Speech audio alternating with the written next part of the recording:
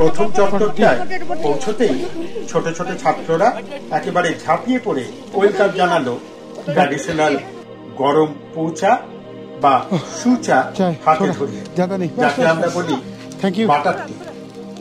এমনিতে ঠান্ডা আর বৃষ্টিতে কাবু, কিন্তু এই মনস্ট্রির পরিবেশে কি যে জাদু আছে জানি না, সেসব কিছুকে দিব্যি উপেক্ষা করতে পারছি।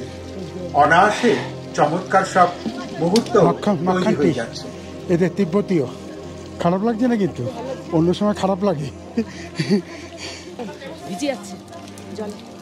সে ভিজলে ক্ষতি নেই।